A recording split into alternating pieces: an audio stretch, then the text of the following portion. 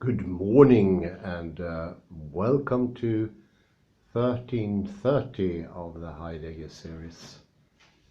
And we'll today do a combination, see if it's fruitful. The end of the recap of McGilchrist first book, The Matter with Things. And then also the last bit of Terry Marks-Tarlow fractal geometry.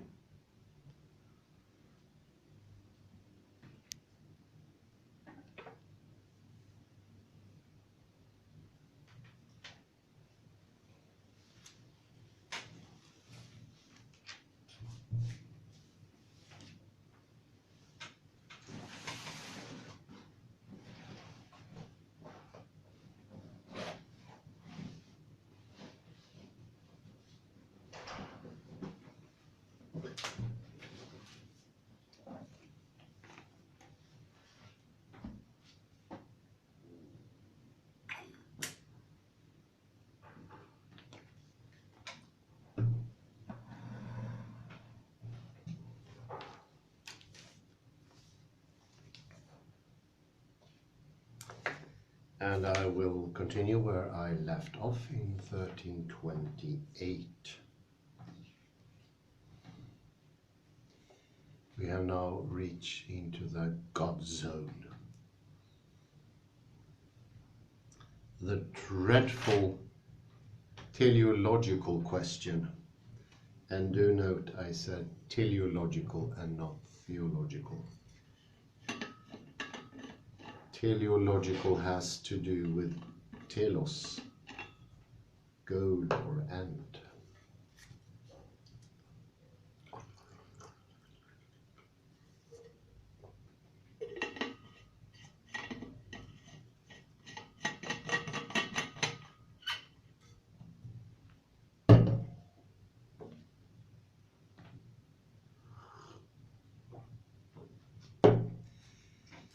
The problem biology faces, but physics doesn't, is that the phenomena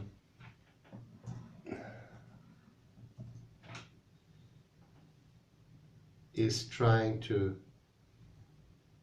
explain, require it to ask not one question, but two.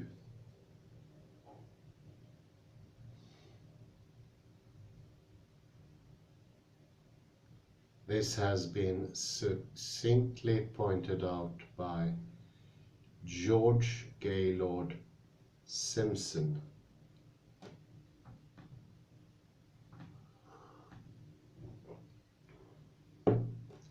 How is the typical and only meaningful question in the physical sciences.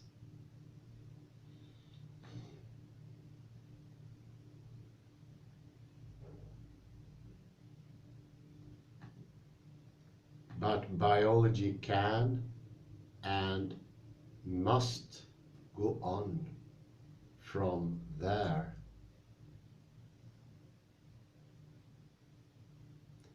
Here, what for? The dreadful teleological question.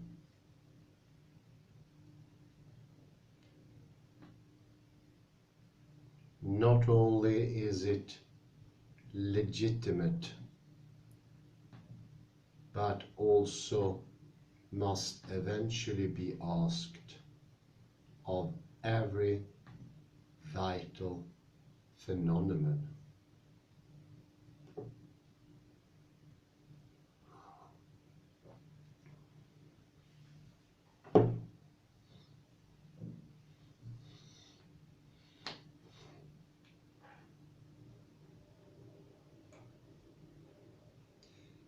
Biology has a problem with teleology.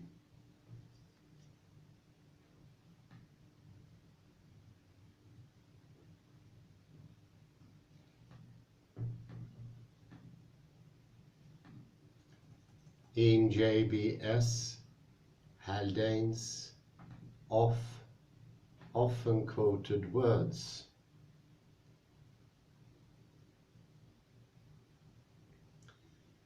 Teleology is like a mistress to a biologist.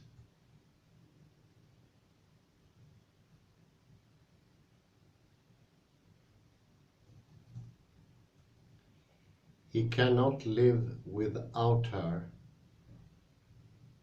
but he is unwilling to be seen with her in public.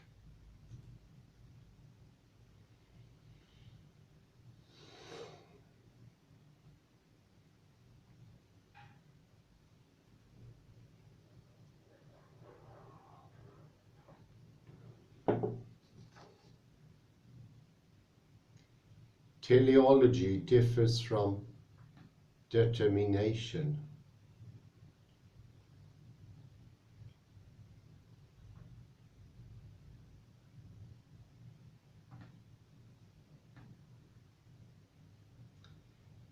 Importantly, the idea of teleology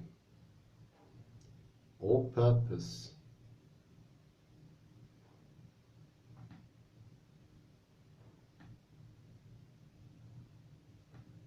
does not entail determination.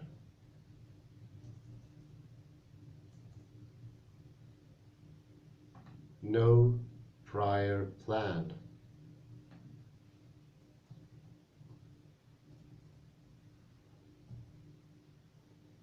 Involving a sequence of predetermined steps to bring it about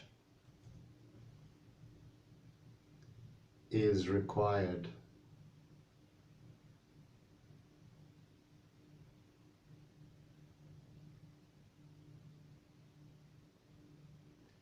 A purpose here is not a plan.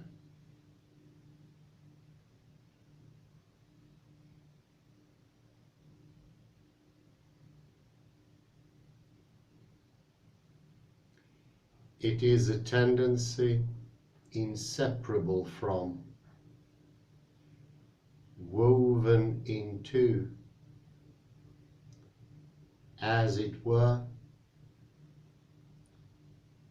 the fabric of a life.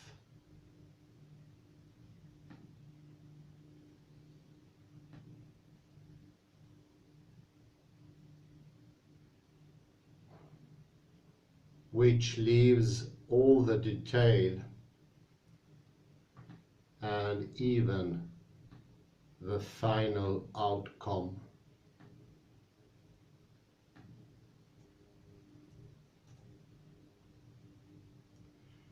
undetermined.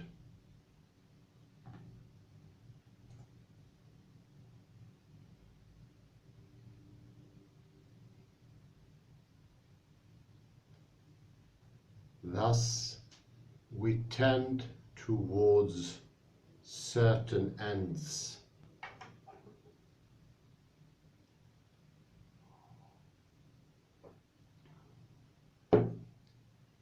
While leaving exactly what happens and how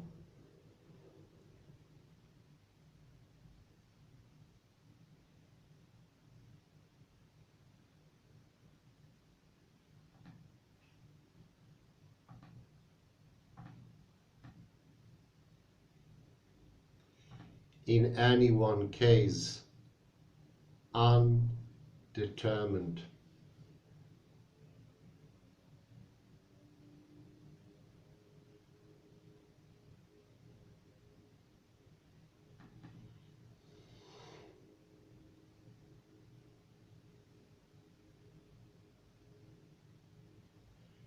Form in living creatures is,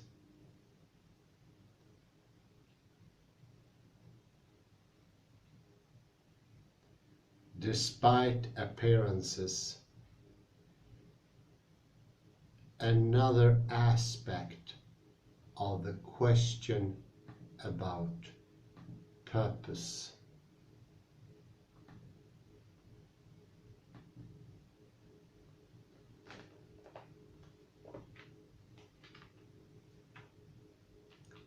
Both imply a tendency, a direction of intent, an overall attractive outline.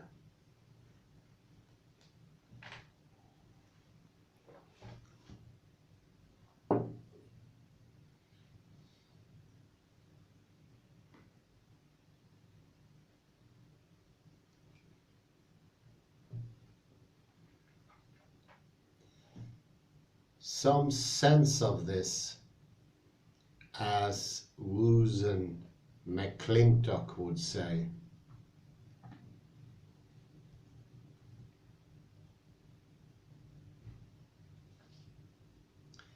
is what enables the organism to repair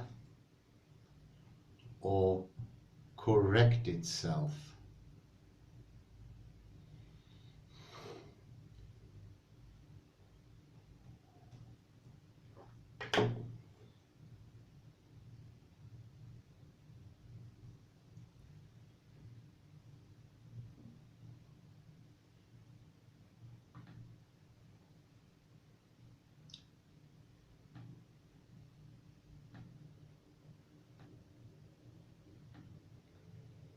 In other words, to correct itself is an inclination towards a form that is its goal.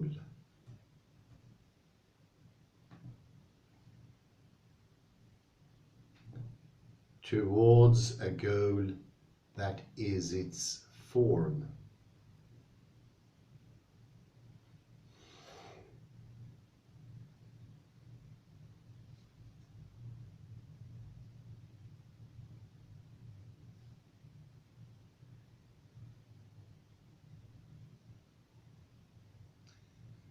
So a system, including a cell or a multicellular organism,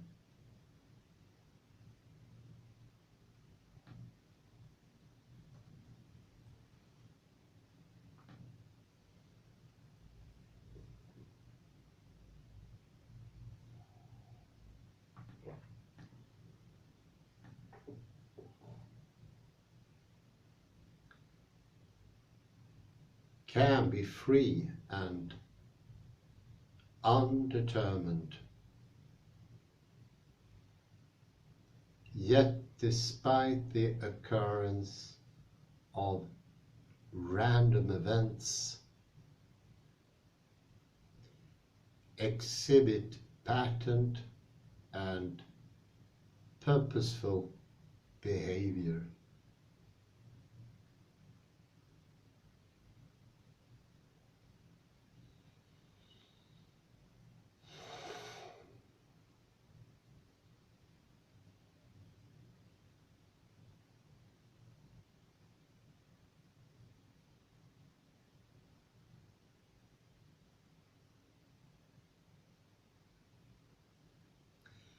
And in the early 1950s, von Bertalanffy, in a beautiful and succinct formulation, made an explicit analogy between physics and biology.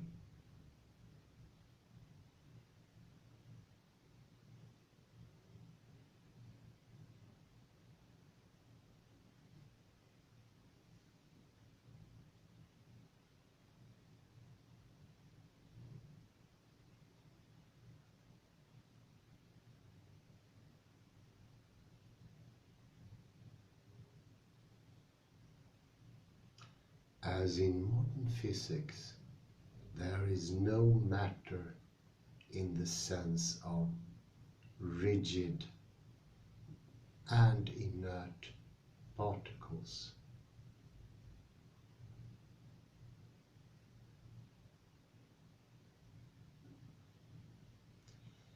But rather atoms are node points of a wave dynamic.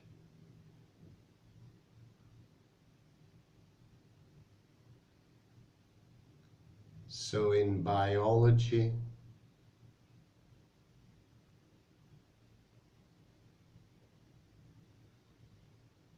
there is no rigid organic form as a bearer of the processes of life.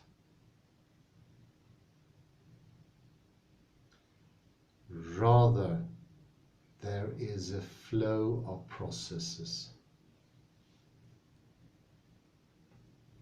manifesting itself in apparently persistent forms.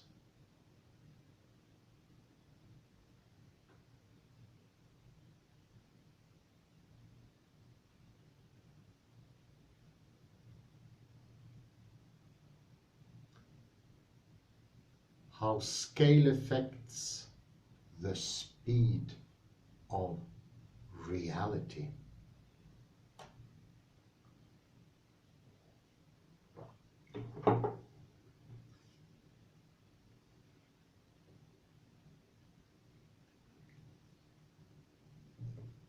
And here is a very interesting parallel to the next part of the lecture from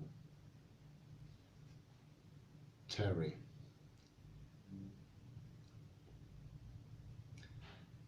It seems to McGilchrist that the reason the world looks different at the very small scale from how it looks at the level of the everyday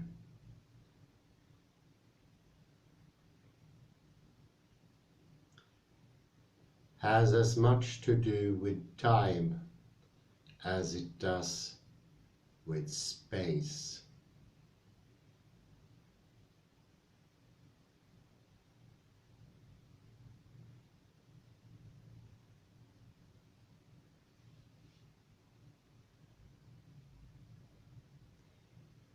When we are looking at the molecular and much more at the subatomic level,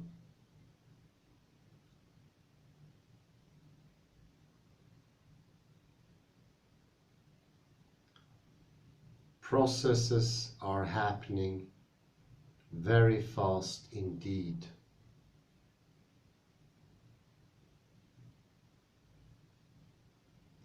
Compared to the period of human observation.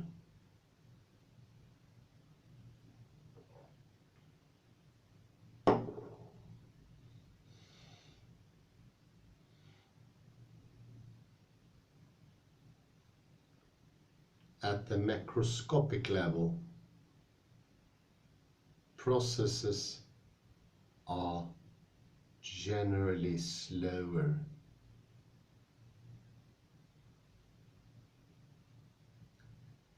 And this makes a crucial difference to what we seem to see.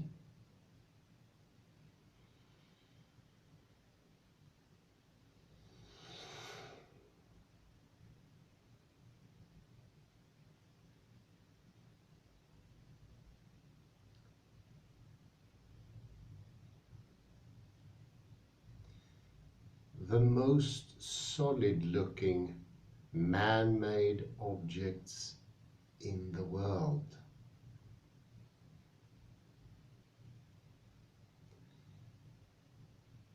say the pyramids of Giza,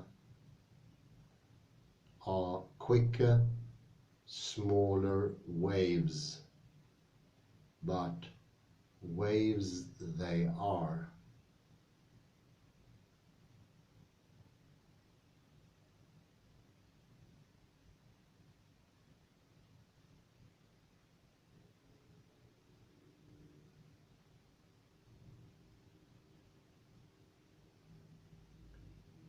They look static only because, relative to our period of possible observation, they are flowing slowly.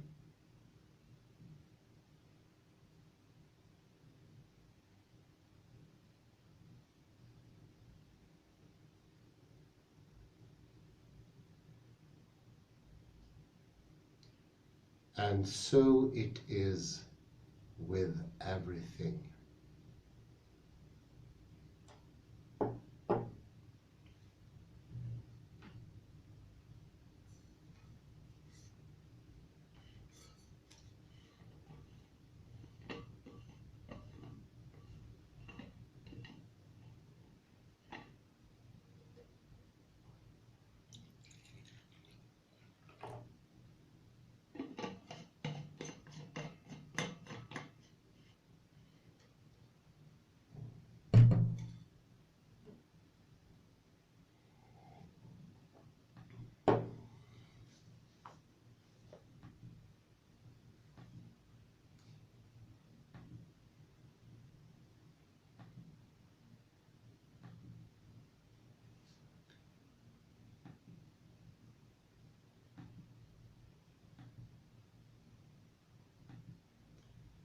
Whether something is considered static or flowing is only a matter of scale.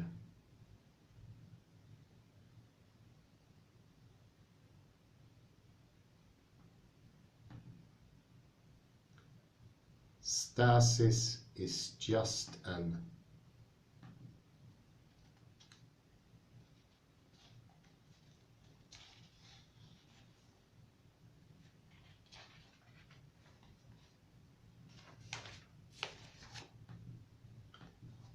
illusion of observational scale, both spatial and temporal.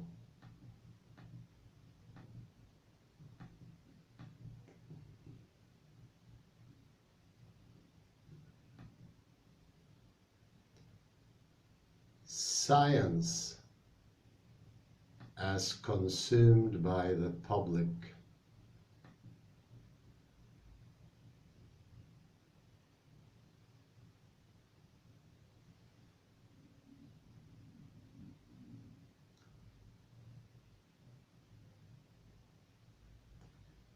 a problem for the general public is that the heavy-hitting articles with catchy titles make headlines in the popular press.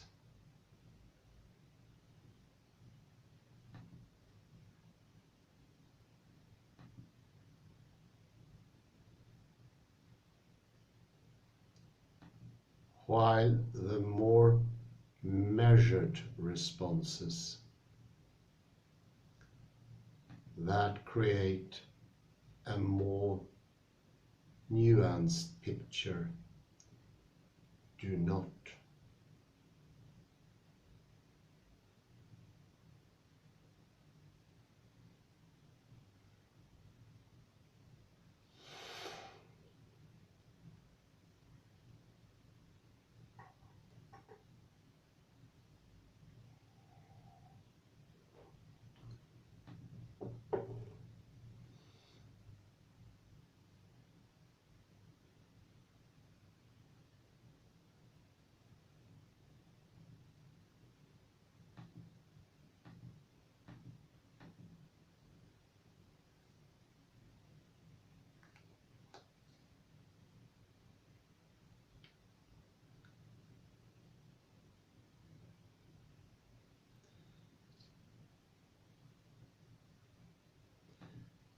So the public is served up two competing fantasies.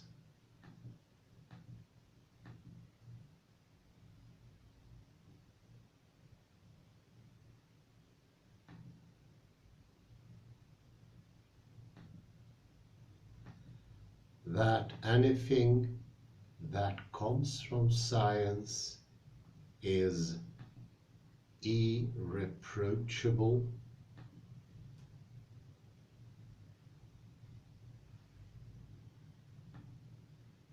and that most of it is irredeemably flawed.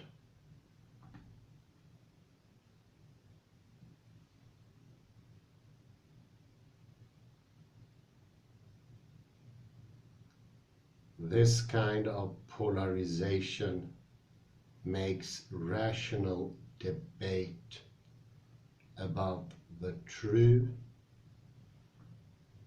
therefore limited, value of science very difficult indeed.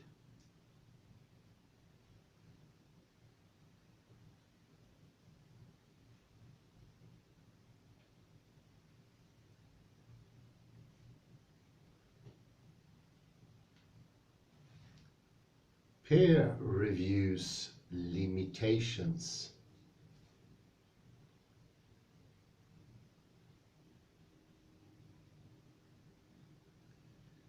A further serious problem is flagged up by the philosopher Jes Oliphant.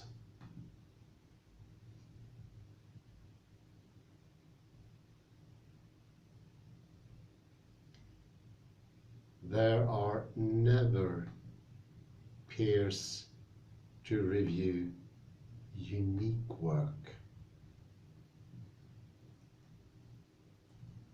and the very bureaucratization of intellectual labor entrenches the conventional.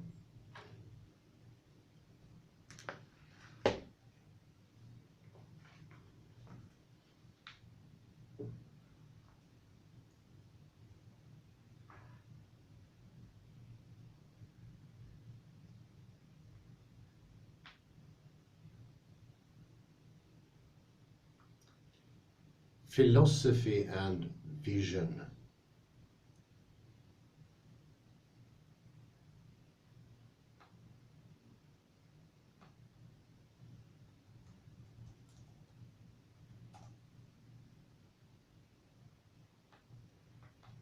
What philosophy absolutely depends on,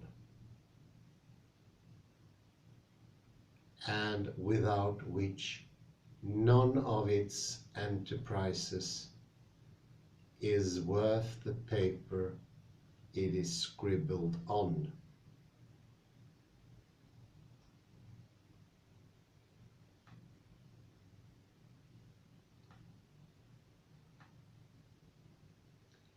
Is a vision.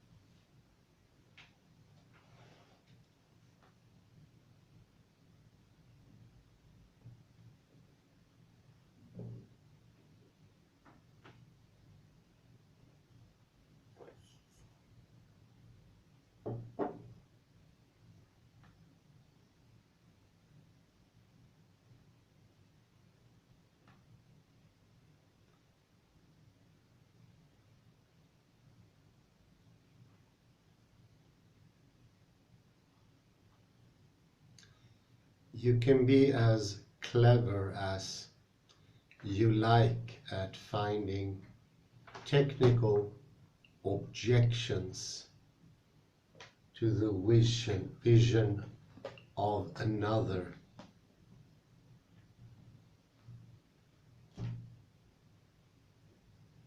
But unless you have the courage to stand by one of your own,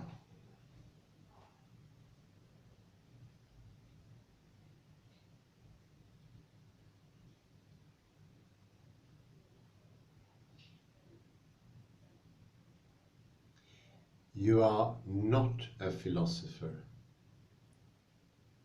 just a logic chopper.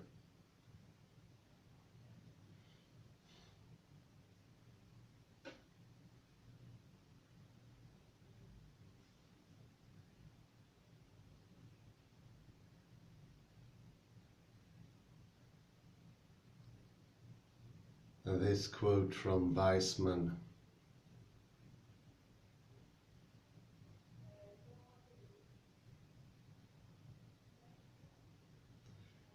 What is essential in philosophy is the breaking through to a deeper insight, which is something positive.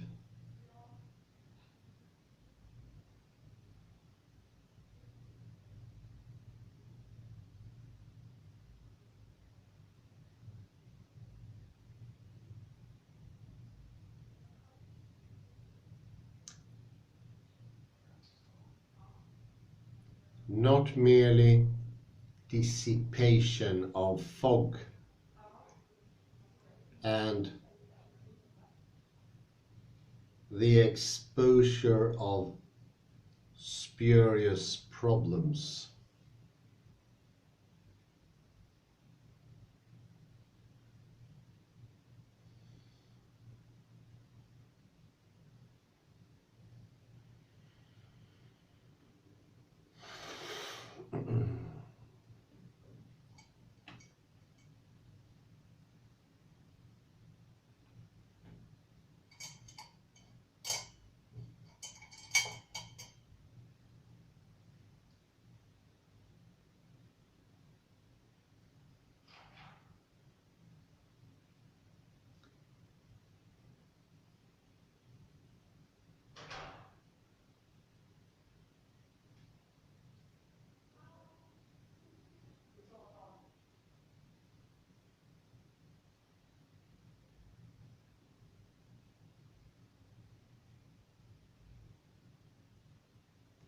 Insight cannot be lodged in a theorem,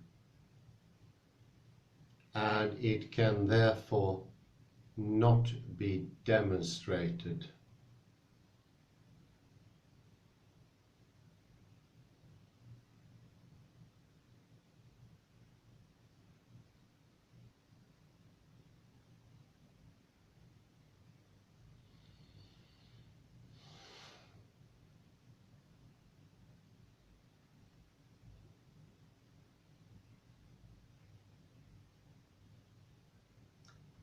It is dangerous in philosophy to hunt for premises instead of just going over the ground.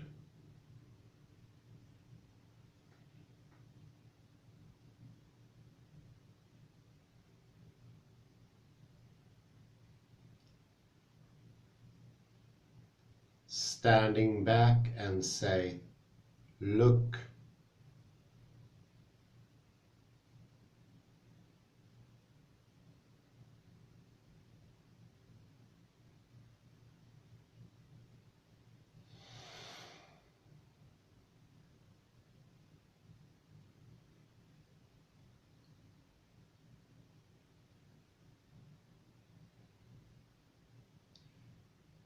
two common mistakes about reason.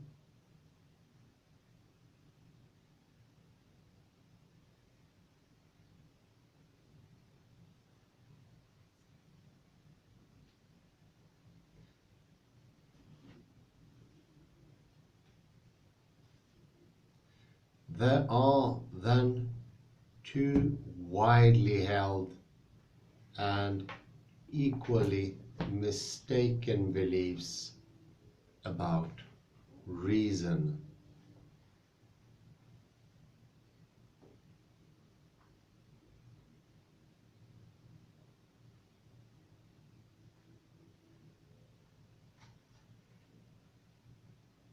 On the one hand, it is believed by many that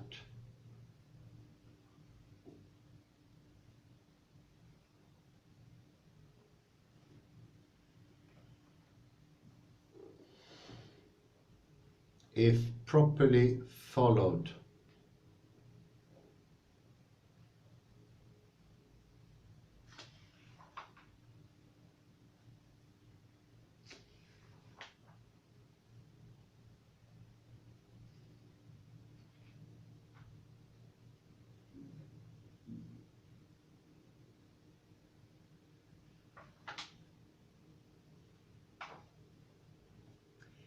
reason should compel all rational people to the same conclusions, and that these conclusions have objective truth.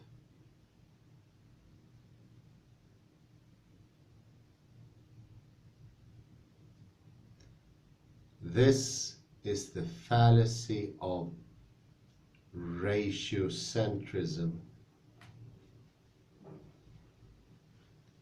a cousin to scientism.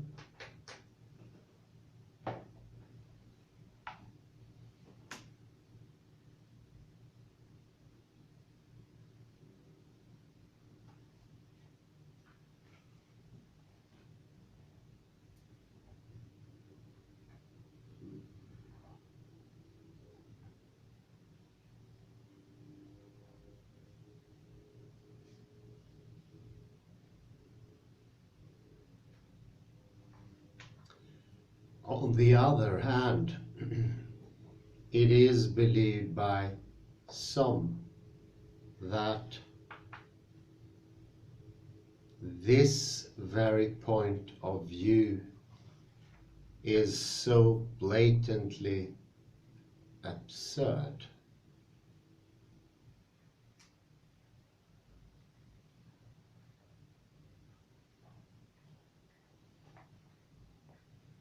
reason is somehow discredited.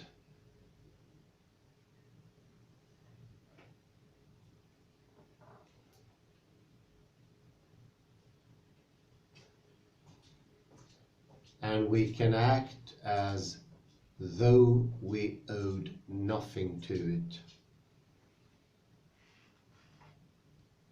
The reciprocal fallacy, that of postmodernism.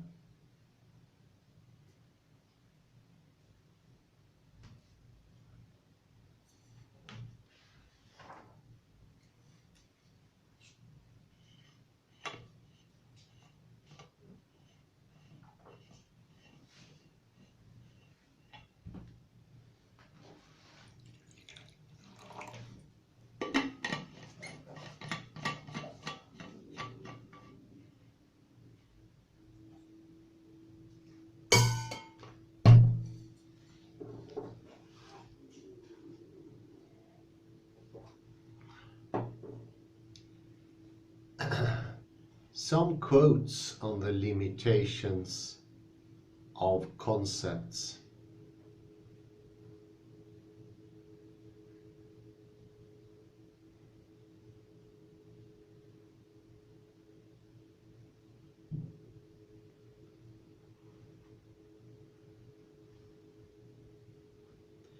A word becomes a concept insofar as it simultaneously has to fit countless more or less similar cases.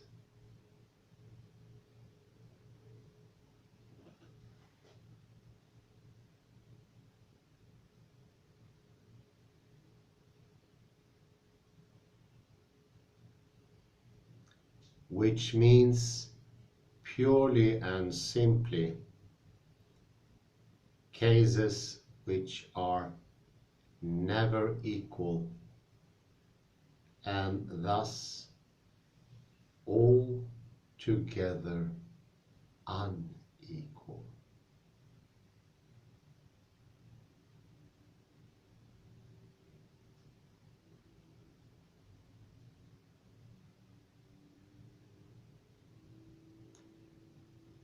Every concept arises from the equation of unequal things.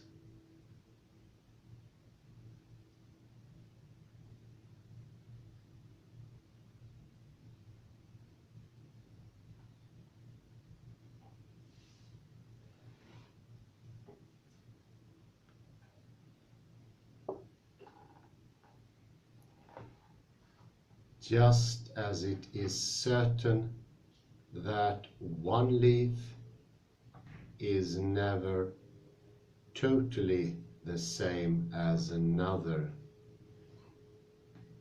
in parenthesis, do compare to fractality here, end of parenthesis.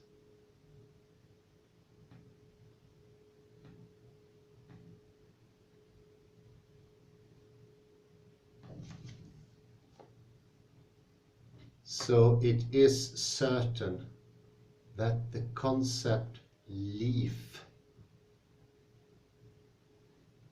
is formed by arbitrarily discarding these individual differences.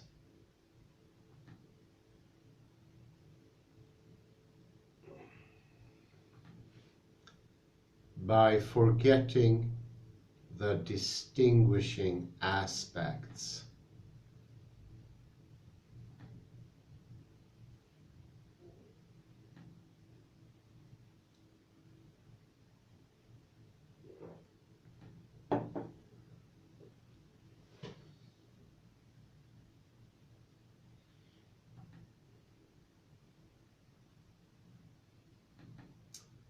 Quote from Nietzsche.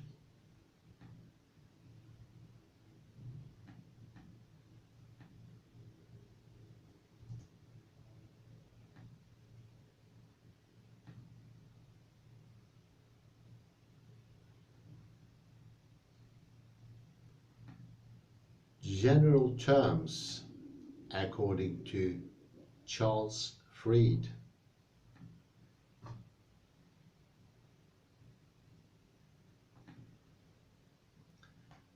are attempts to sweep a large set of particulars under a single conceptual rug.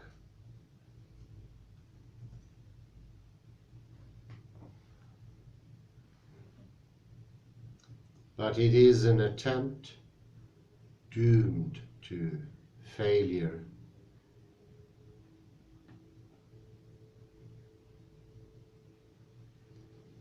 General terms have no objective correlates.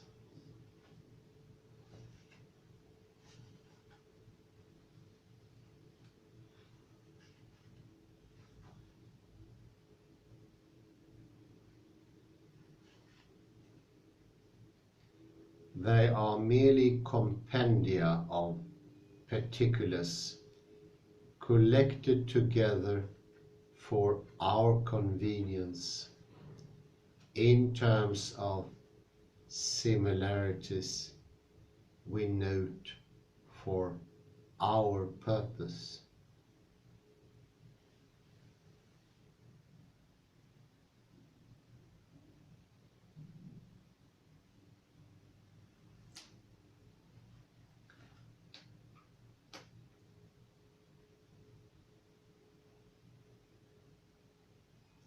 To say that general terms have no objective reality is to say first that general terms do not themselves identify the particulars subsumed under them.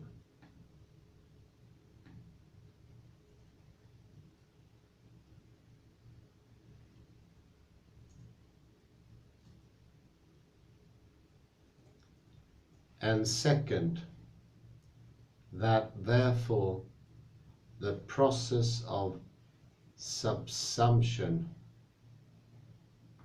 is a value-laden process.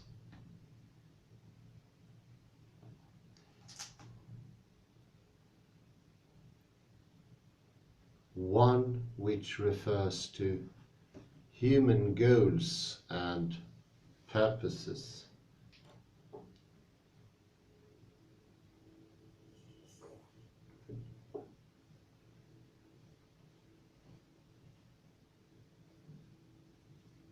Bergson points out that our concepts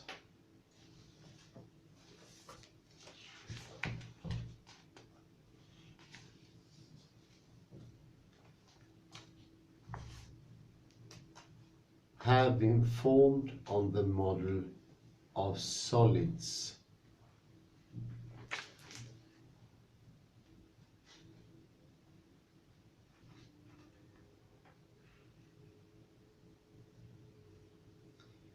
Given that concepts are inevitably immaterial,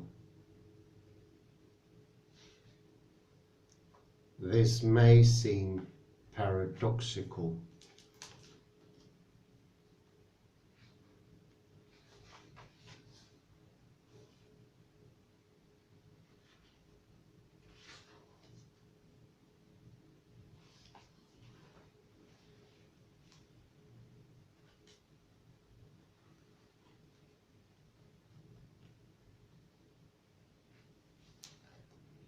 What he means is that when concepts stand in for whatever it is that exists in the world of experience,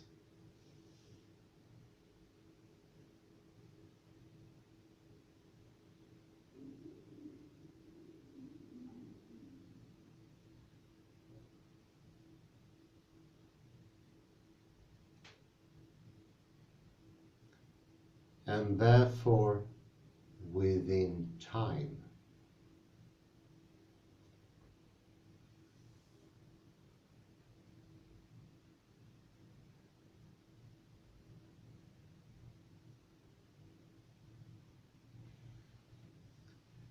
They immobilize and sunder the natural flow of the entity in question.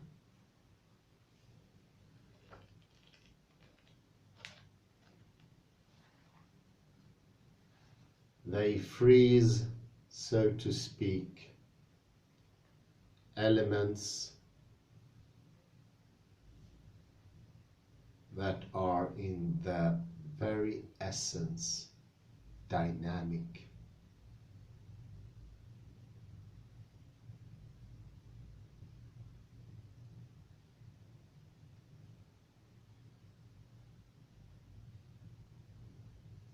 And they separate into parts the essentially inseparable.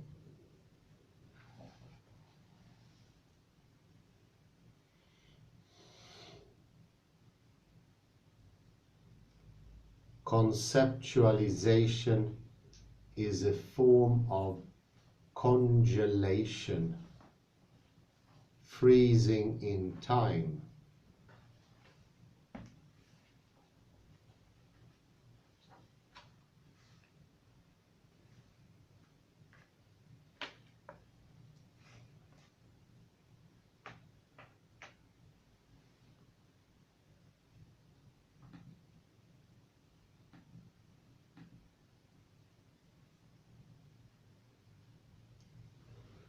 If something is imprecise, knowledge will be the same.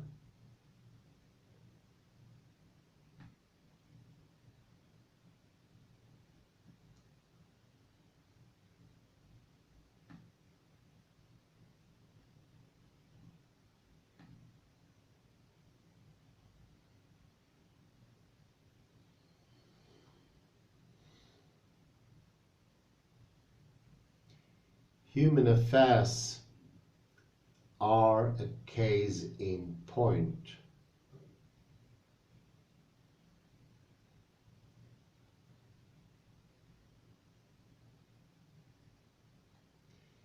Knowledge of something that is by its nature not precise will itself have to be imprecise if it is to be accurate.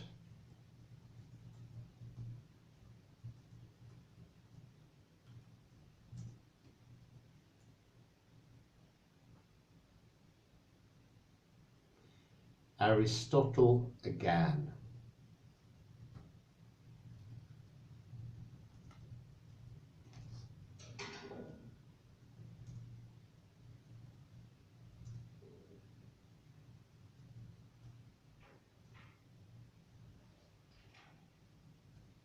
For when the thing is indefinite, the rule also is indefinite. The decree is adapted to the facts.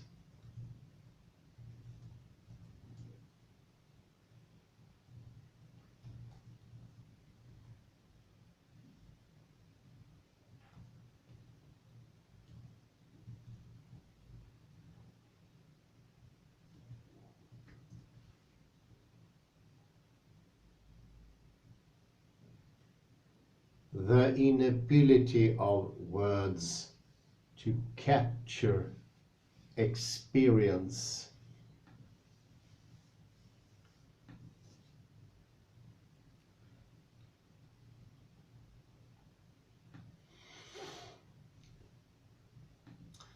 the philosopher Brian McGee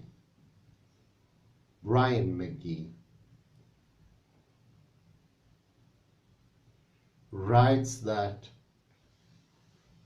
whenever I see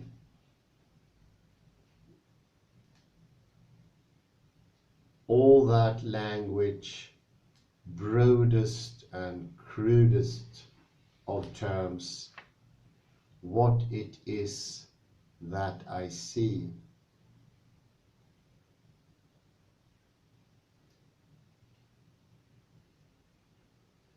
can do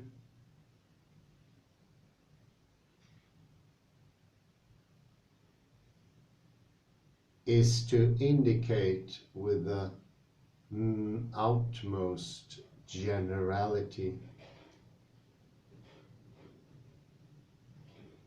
and in the even something as simple and everyday as the sight of a towel dropped onto the bathroom floor is inaccessible to language.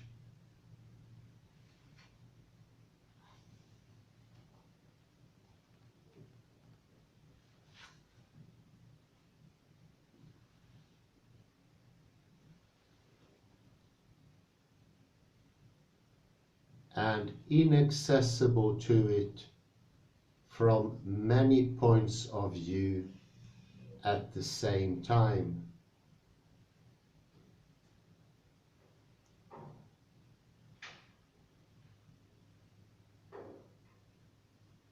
No words to describe the shape it has fallen into.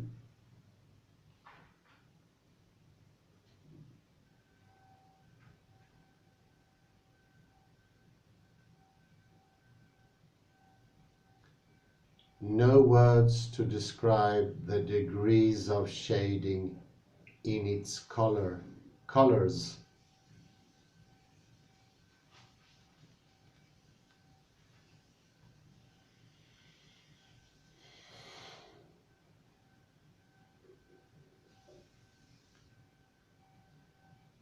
No words to describe the differentials of shadow in its folds.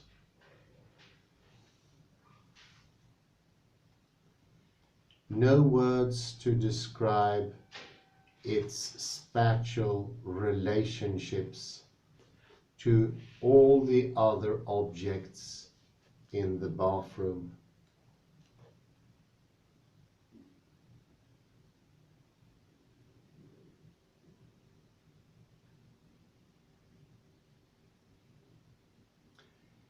I see all these things at once with great precision and definiteness, with clarity and certainty, and in all their complexity.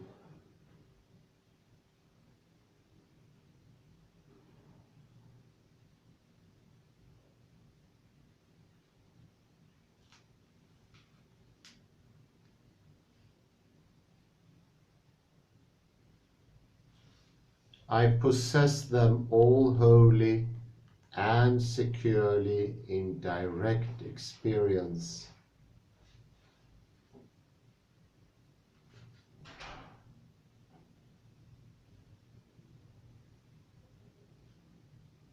And yet I would be totally unable, as would anyone else, to put that experience into words.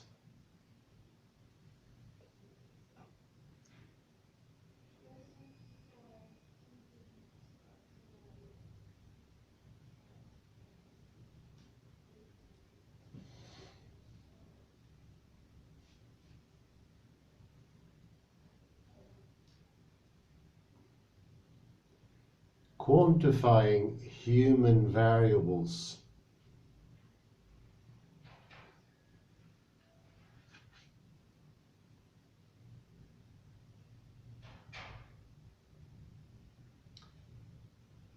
The quantification of human variables is almost bound to entail measuring a proxy that is quite different from what it purports to be measuring.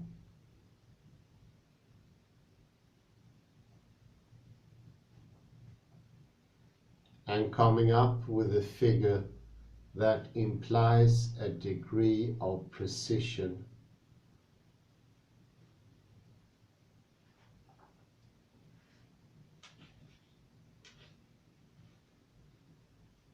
Neither the subject nor the means of measurement can sustain.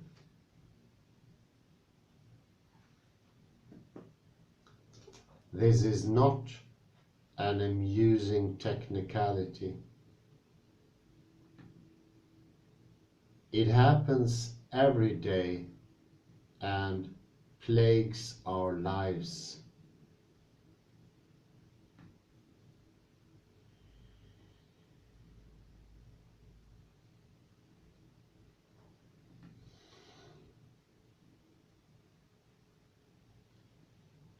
Our desire to calculate leads us to invent weights and measures to evaluate issues before us.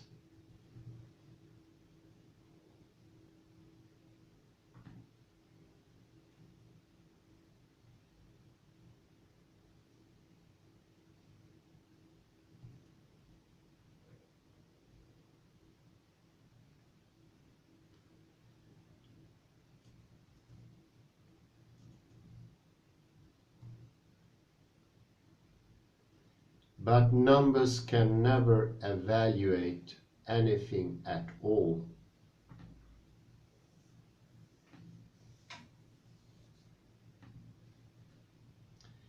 Precisely because they do not deal with values.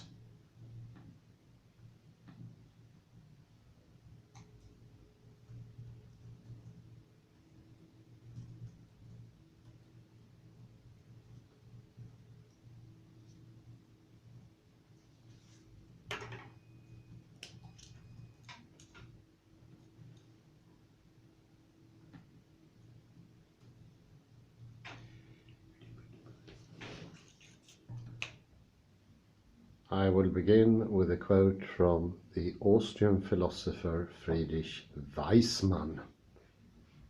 He was one of the lead figures of the Vienna Circle and also a friend of Ludwig Wittgenstein, which puts him to be immensely interesting when speaking of the matters of McGilchrist.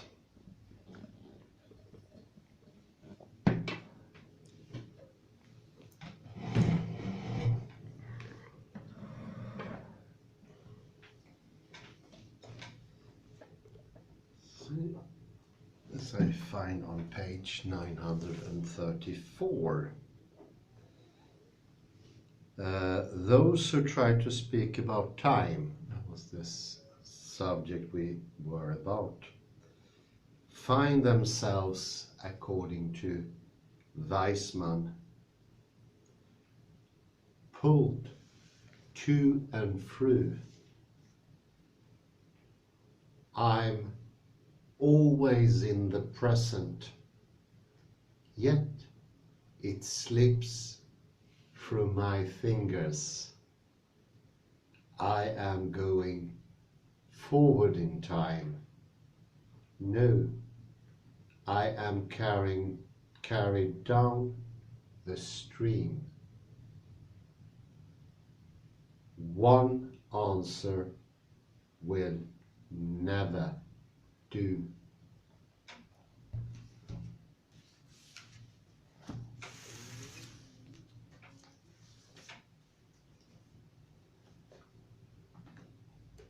And I think that illustrates keenly the fractality of time, that the more you go into details, the more time you get. There is always a measuring rod.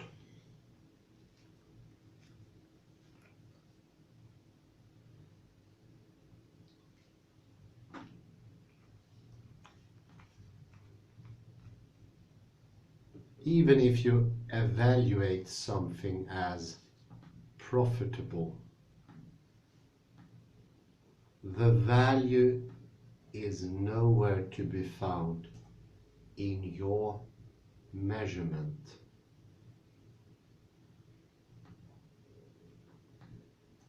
Which has no capacity to deal with values.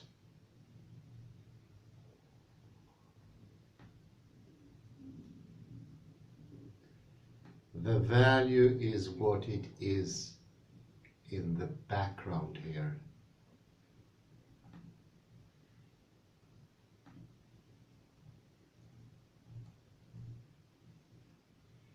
Your desire to make a lot of money.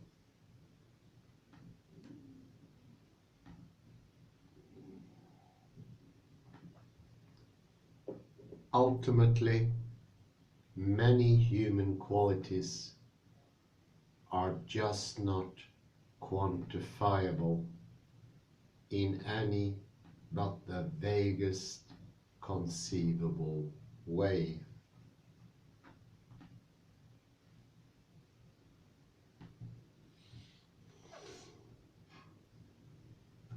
Yet we know exactly when, and to a large degree, how greatly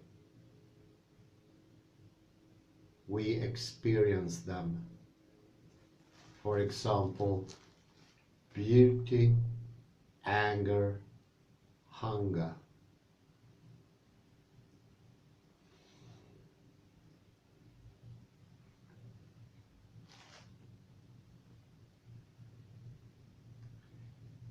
Living forwards and understanding backwards.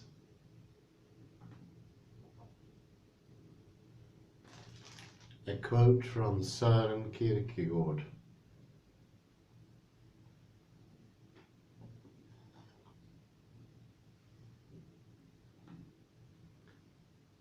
It is perfectly true, as philosophers say, that life must be understood backwards. But they forget the other proposition, that it must be lived forward.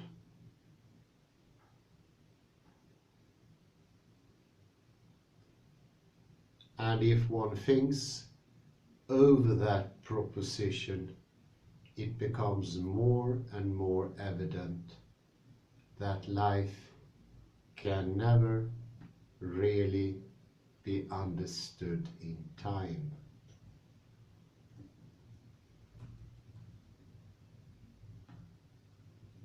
Because at no particular moment can I find the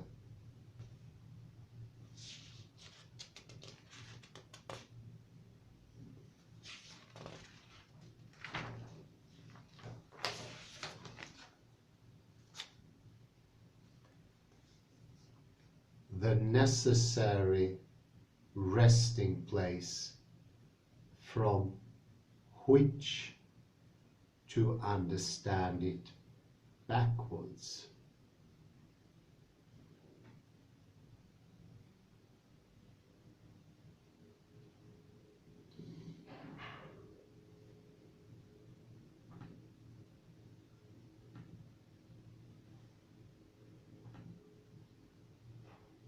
He is talking about the rather less obvious point that philosophy stops time and represents it.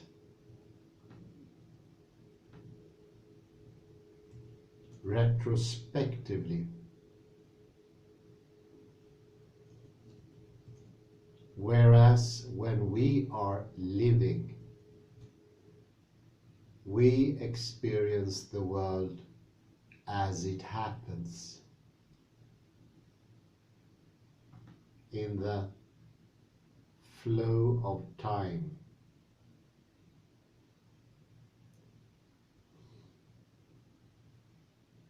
Thus, it cannot be understood in the sense used by analytic philosophers outside of time.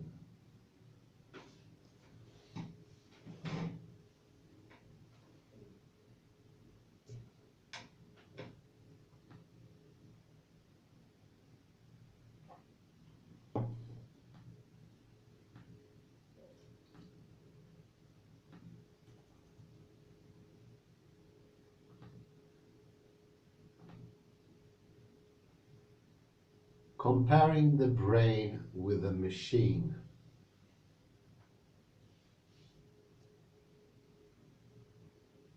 In the 1960s and 70s,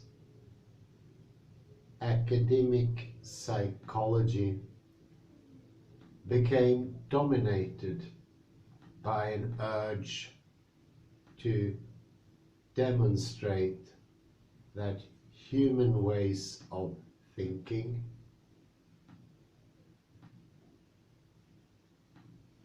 dealing with aspects of experience in memory, and understanding the world through intuition were radically flawed.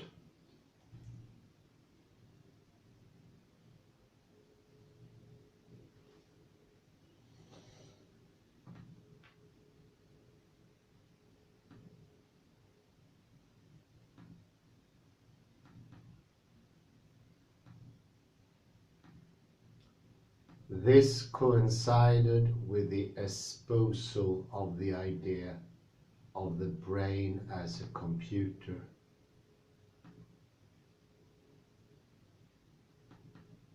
A calculating machine,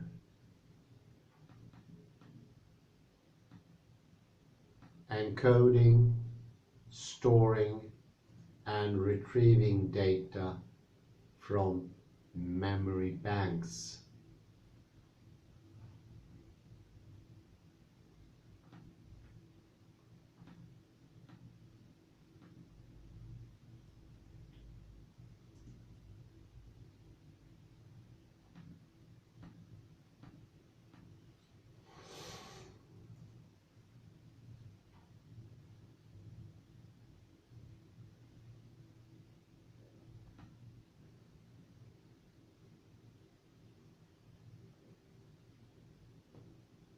By the standard of decontextualized and literal processing of information on a computer hard disk, the human mind was a poor performer, says psychologist Brady Wagner.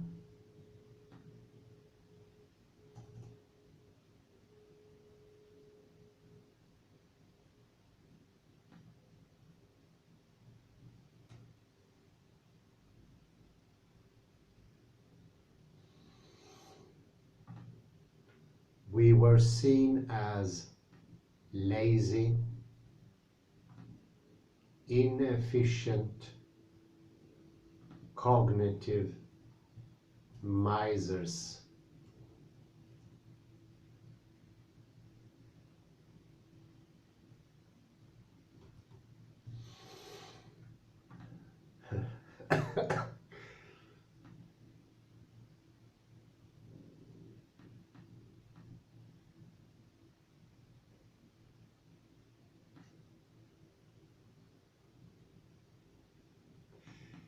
The use of heuristics.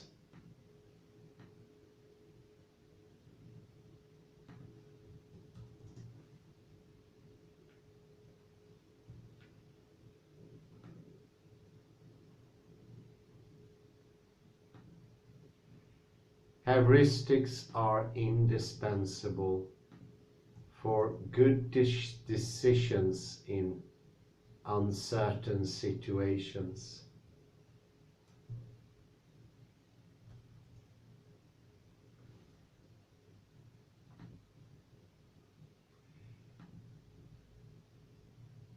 Which is what life mainly offers.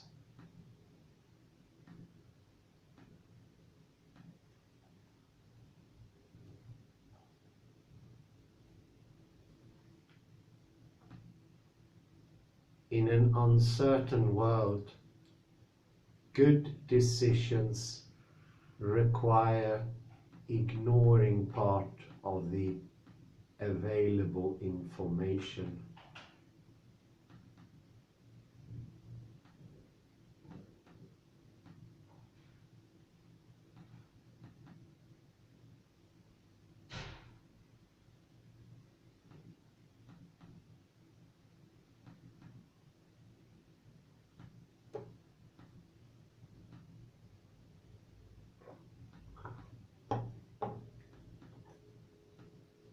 The more noise in the observations, the more likely a simple heuristic will outperform more flexible strategies.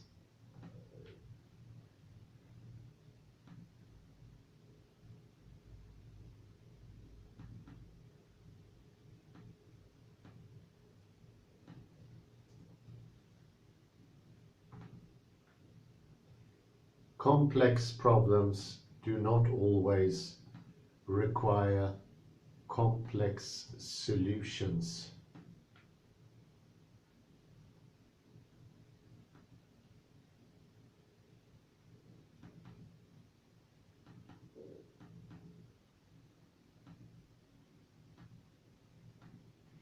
reality is an act of co-creation.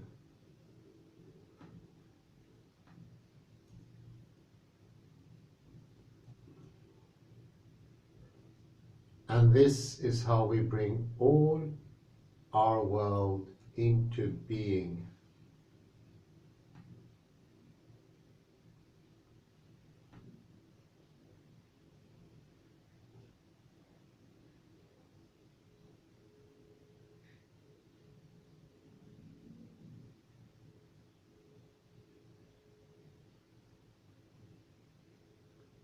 All human reality is an act of co-creation.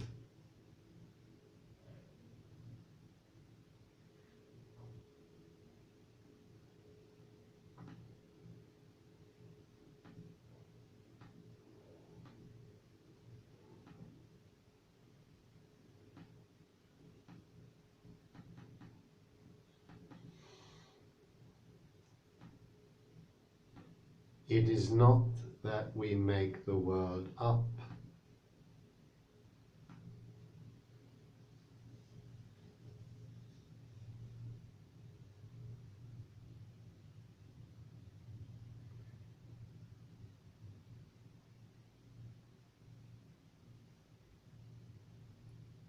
We respond more or less adequately to something greater than we are.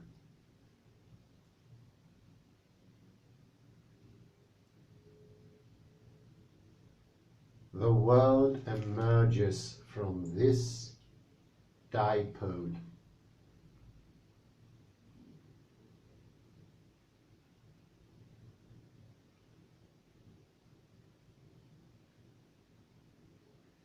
We half perceive, half create.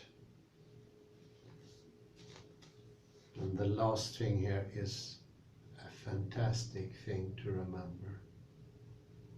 The world emerges from this dipole. We half perceive, half create. And that is also the working of the perceptive system. From the visual organ, we send out 3 times as much information as we get in. So indeed, it's half perception, half creation. Before I go over to Terry, maybe there are some questions in what we've done now, which completes the recap of the first book. I'm afraid I don't have it here, but it looks similar. And apparently on the cover it's a painting of Taylor? It's a painting that is at least on the wall of McGilchrist. Sort of like it. Any comments or questions? McGilchrist does he agree with Weissman so that the time is like a flow? That was the essence of the quotation from Weissman, if I understood it correctly. It is both. It's both flow and it's also static at the same time, I would say. Absolutely. And it equals actually the finishing quote here, and it's similar to, I would also like this one. I'm going to re-quote this. Living forwards and understanding backwards by Kierkegaard. And we need to do both. And this dual manner it's very hard for one to accept. We want it either or, so to speak. And this is sort of an invitation to trying at least slowly to take in both time going forward, but also having a feature of being static, stable. While in Newton it serves as a coordinate only, or how would you say? I would say in Newton it's more of either or situation. So looking at it from a certain angle, everything in Newton is flow. There's no stability, since there is no starting point. And of course Newton led to the theory of relativity, but also two different strands. One is relativism, where everything flows, there is no stability whatsoever, and the other one being of the school that Friedrich Waismann is representing, the stability school of the Vienna Circle. And it has been a big fight between these two tendencies, I would say, for centuries, but especially the previous century. And as Gilchrist so aptly points out, it has led to both an overexposure of truth and a sort of belief in science and truth. But interestingly, he also points out that because the things that reaches us in media are the top of a whole research tradition, and what reaches us because of that are usually contradictory. And that, oddly enough, has led us to abandon, in a way, both science and truth. So we're sort of doing two things at the same time, going down the sloppy slope of either affirming a very definite position or going the other way and having the postmodernist view of no position at all. Yes, and we have spoken about this before. When you do the Newtonian world, so to say, you are outside of it, you have the frame, and you frame it and then you measure, but you therefore forget that there was somebody doing. Yes. In one way it's good. It's like a picture, the Newtonian system. Okay, you have the frame, that's good enough, and then you have also the point, so you can calculate the point. But where is the viewer, so to say? You don't have it. You should also place him or her inside the picture in some way to make it clear that it's you need the viewer or the measurer, so to say. The measuring rod, the measuring stick, the observer. That's, of course, is the message of quantum mechanics. So I go into the very nice article of Terry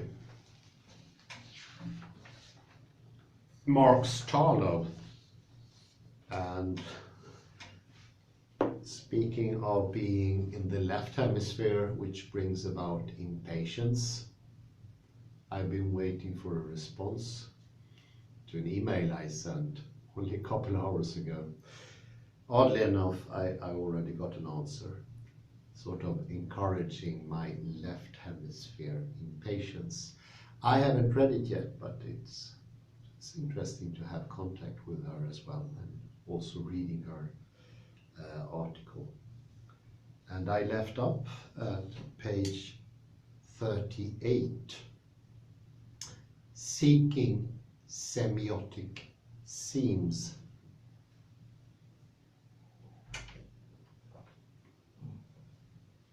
It appears as if different, successively larger levels are connected and intercross at the point where the constituents of the new lower level refer to themselves,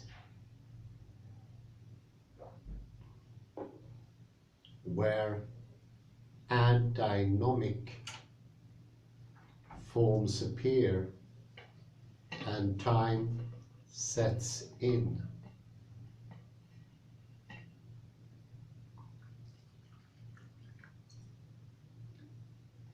We recognize this fact in ordinary speech.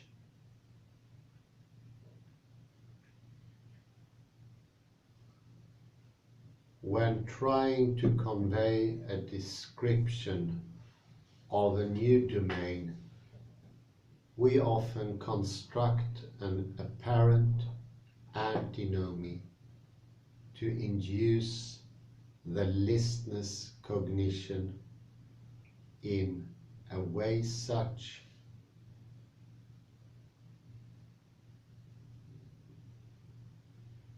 as to compel his imagination towards the construction of a larger domain where the apparent opposites can exist in unity.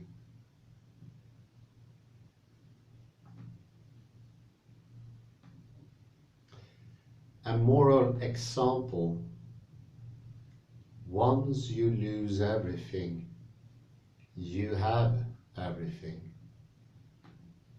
A philosophical one: a being is when it ceases to be. Quote from Francisco Varela.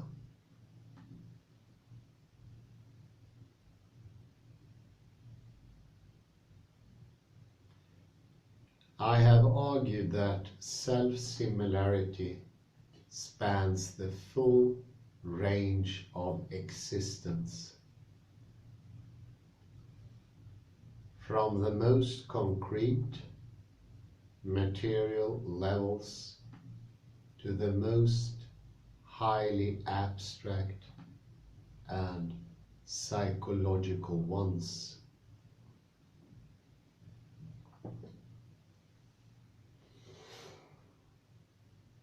Viewed semiotically,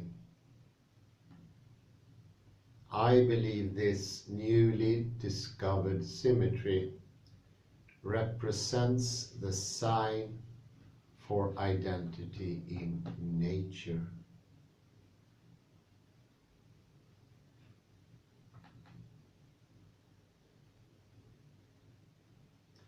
The pattern of patterning,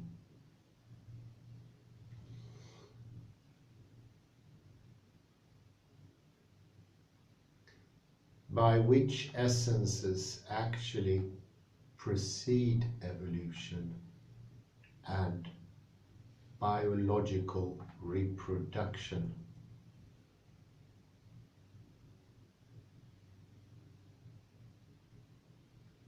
Due to self-similarity, wholes in nature can dynamically inform the shaping of self-similar parts.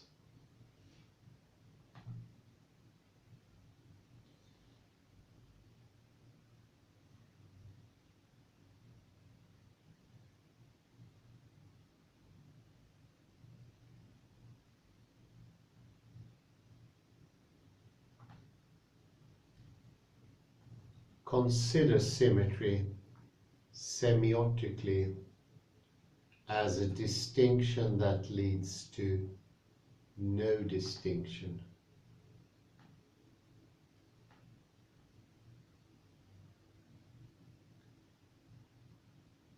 Within the search for universal scientific laws,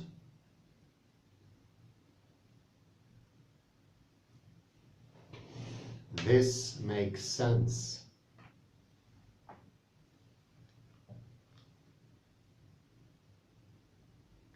Because symmetry functions as a formal transformation that results in invariant operations.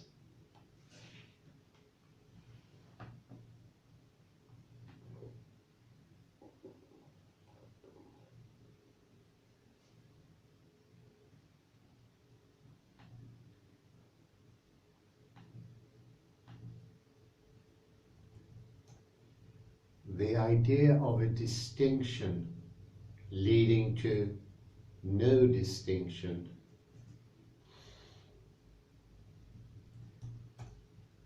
also links back to the operation of cancellation within Spencer-Brown's primitive arithmetic.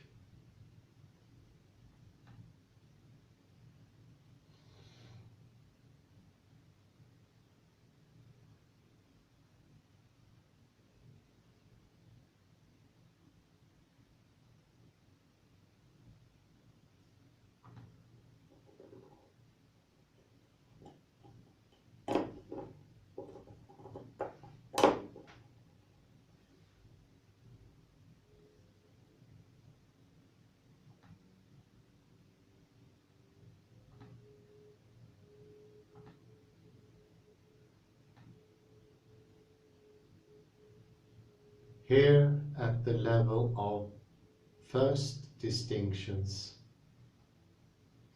before space and time become established as clear dimensions,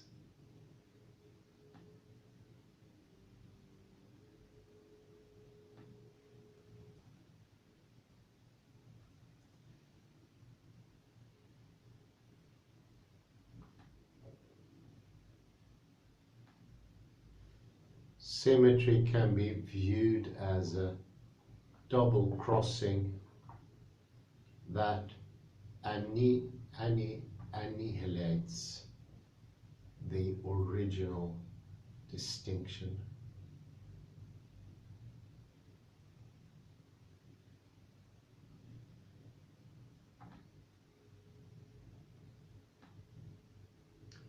An everyday example would be to rotate an object through a mirror axis of symmetry.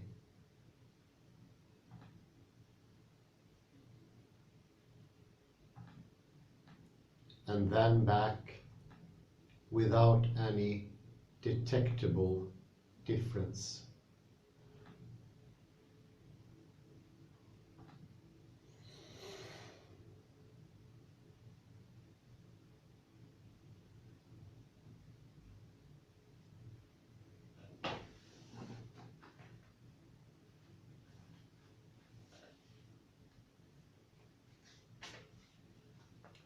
At the level of first distinctions,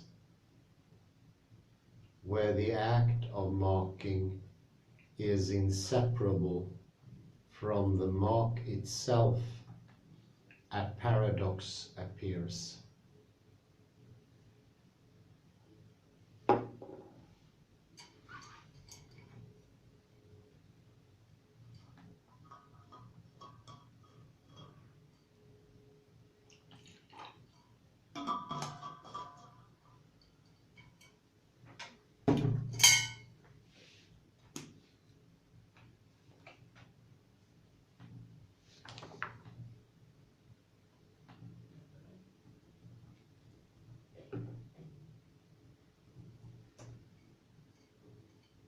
We cannot tell the difference between a second crossing that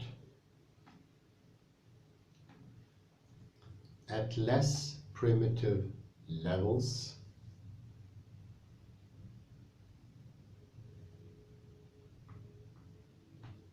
brings us deeper into marked space, over into unmarked territory.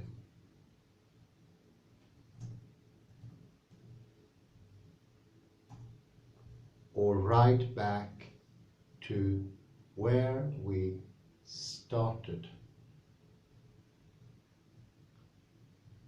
Formally, all three possibilities are equivalent.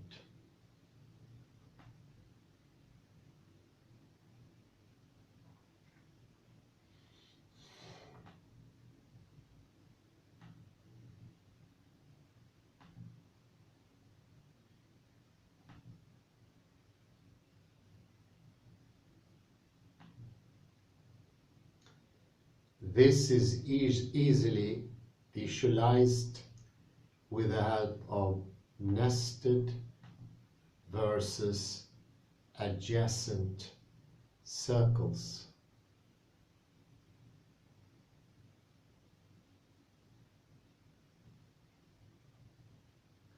Begin with the first distinction indicated by a circle that brackets off insides as marked from outsides as unmarked.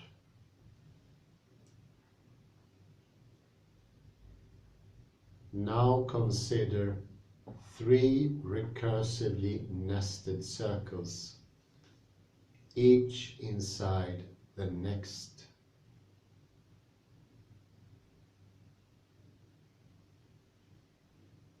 Here to cross twice represents penetration into a deeper level of marked space.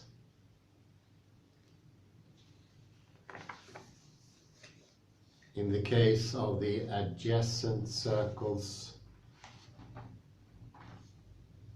C, to cross twice represents entry to an entirely different marked space.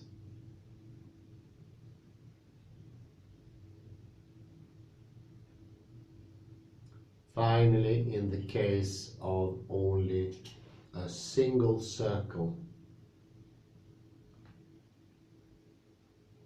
again A, to cross twice is to leave and re-enter the original marked area.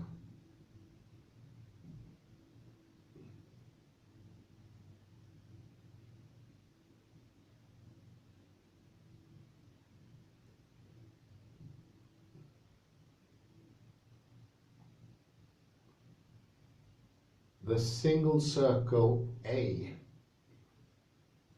represents the basic inner-outer distinction of the self.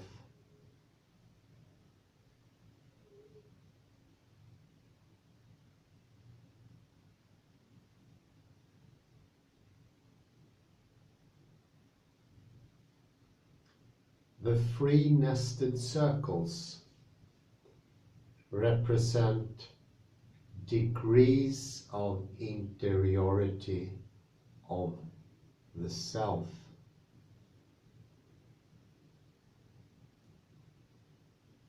While two adjacent circles, C, represent the two subjectivities of self and other.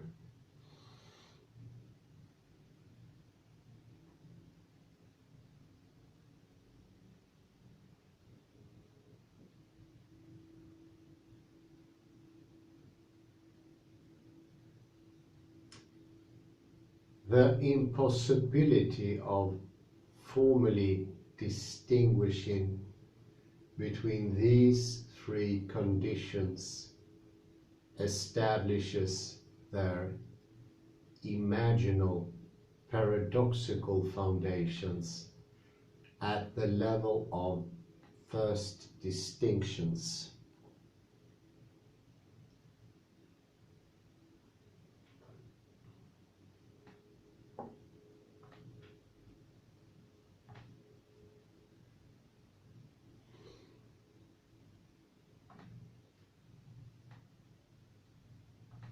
This inability definitely to distinguish between realms of self, world and other carries far-reaching implications.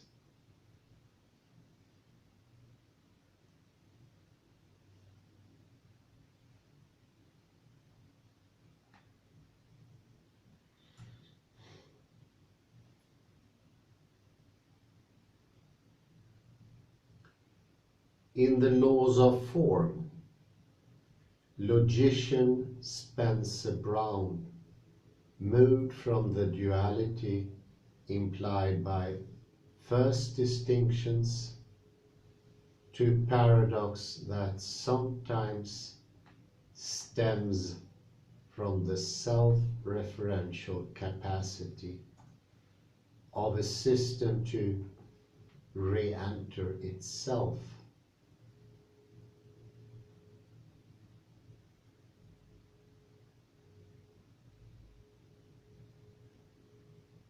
Varela notes the brilliance of Spencer Brown's interpretation of the paradox of re-entry as an oscillation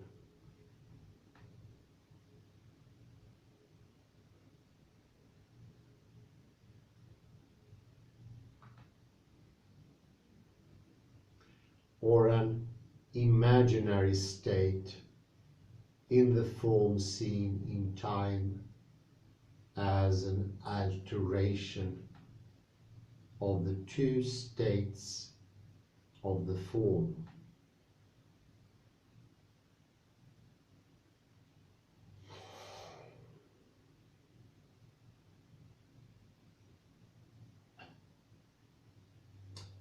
Spencer Brown's discovery of time implicitly links paradoxical form to imaginary numbers on the complex number plane.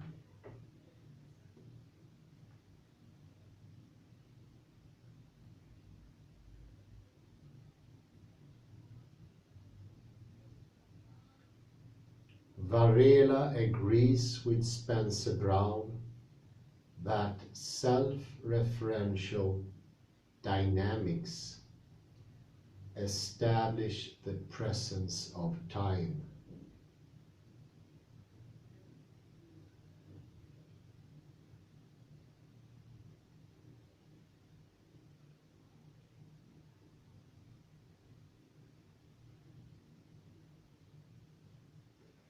With Kaufman, Varela went further to assert that paradox becomes embodied at the most basic level.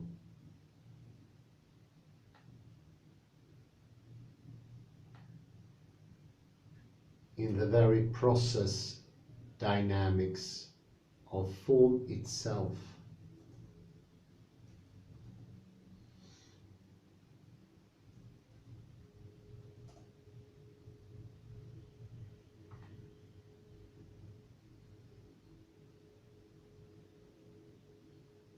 Perhaps the primal confusion surrounding first distinctions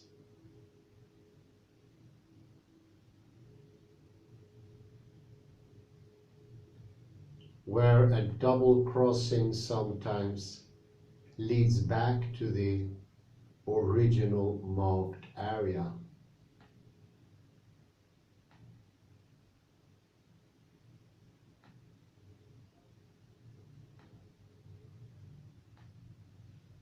and at other times does not.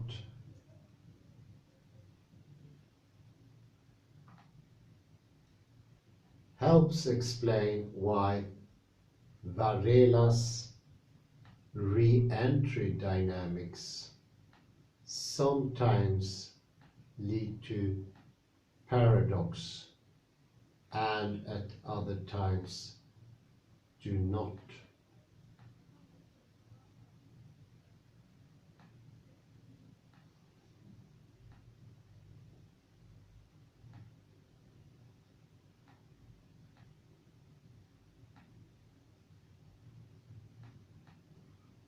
This primal confusion between inside, outside, self, other, organism, world, becomes even clearer where second-order cybernetics dovetails with clinical psychology.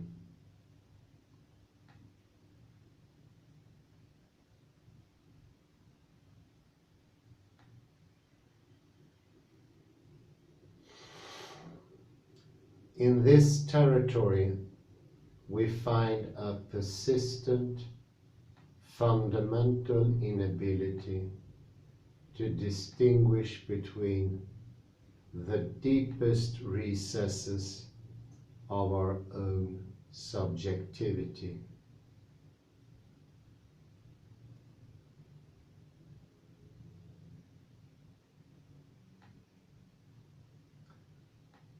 Versus the intersubjectivity of others.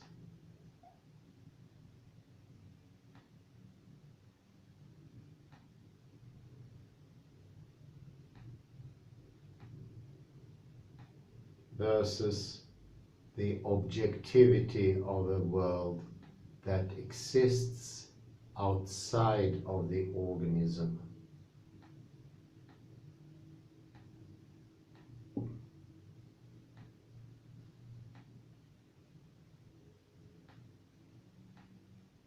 The notion of primal confusion helps explain the felt reality of dreams and psychosis,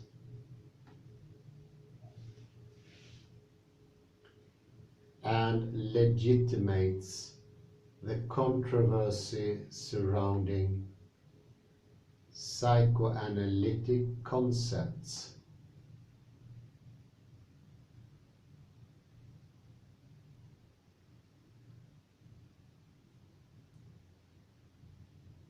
Such as introjection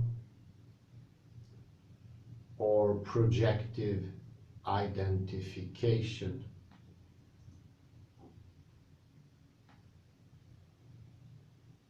Finally, it lends a kind of imaginative reality to the apparent out-there-ness of everyday experience, as well as to the objective stance of classical science.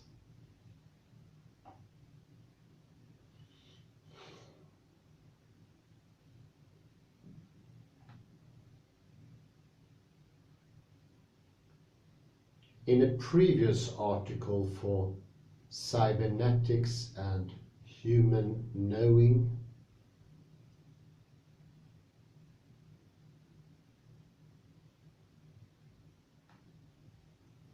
I, with colleagues, speculate on the psychological significance of Varela's recursive dynamics.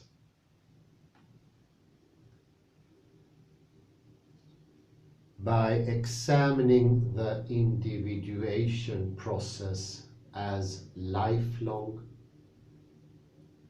self-reflexive cycles of re-entry.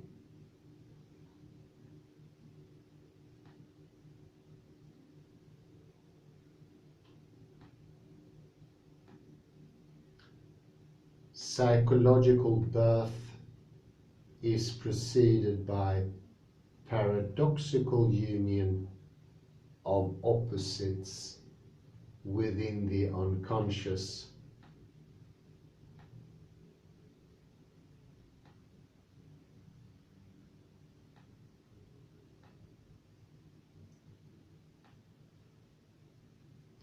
As we begin our mental life with good/bad, you/me, inside/outside, melded together.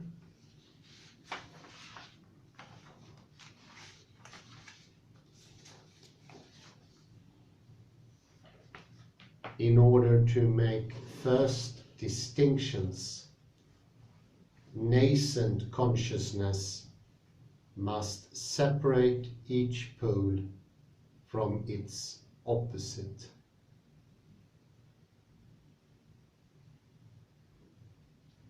Yet complete psychological evolution requires that we bring together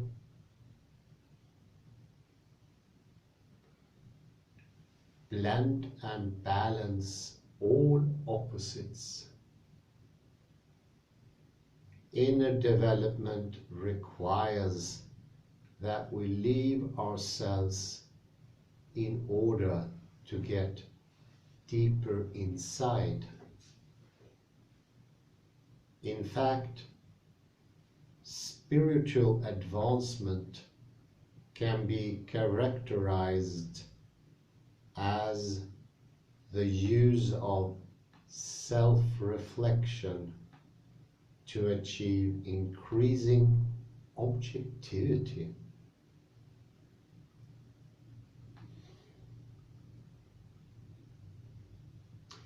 Yet most spiritual paths aim towards objectivity, move in the opposite direction, to delve yet further inside one's inner life.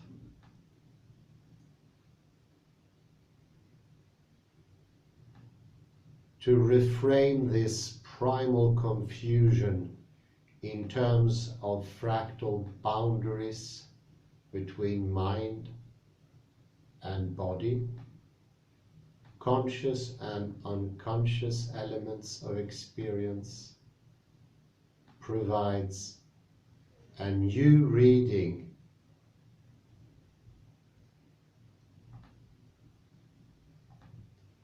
of Douglas Hofstadter's seminal book,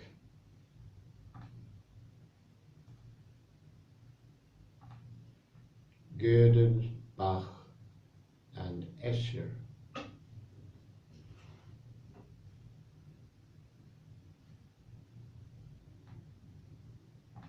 Within his proposed tangle hierarchy, the software tangle of symbols as supported by the brain's hardware tangle is easily reconceptualized in terms of fractal boundaries. Kalle, could you please check how far we are? 1:55. So I will put a dot and see if there are some questions. Just when it was starting to get really interesting. I haven't heard Gödel, Escher, Bach, Gödel, Bach, Escher mentioned for a long time. And here is actually Gödel, Bach, Escher. I thought it was Gödel, Escher, Bach. Never mind. Maybe some reactions. I have to say it was rather difficult. Paragraph. The concept of go ahead. The concept of self similarity. Okay, we have and I wonder applications in literature. Varela's autopoiesis has been used in literature with some success, but nothing for self-similarity as I know. Is it possible to use self-similarity also to understand literature, or is it too naive to think it's to achieve? I think it could be working. This is my hunch so far. And it's also very interesting her mentioning of Gödel, Escher, Bach, because in that very book it is touching on things that could be helped. The understanding could be helped by, exactly as she says here, fractal boundaries. Otherwise, it's a tough book it's a tough nut to crack. Fractality has an immense capacity to help us sort of show us a path so we don't fall into misunderstandings on either side. We do not want to go from Gödel orthogonal in the 90 degrees direction away from him. And of course we don't want to stay with him. Fractality shows that there is a sort of a middle way that is not a compromise. And I will, as I said earlier, I will go back to Terry and her picture demonstration. That would have to be done on a screen though, of some sort, I think. This is the most interesting. Yes, also for the circles, he has some circles and it's difficult to grasp them. I would say they are, they need to be retaken, yes. It's, and I will have a look into laws of form of logician Spencer Brown.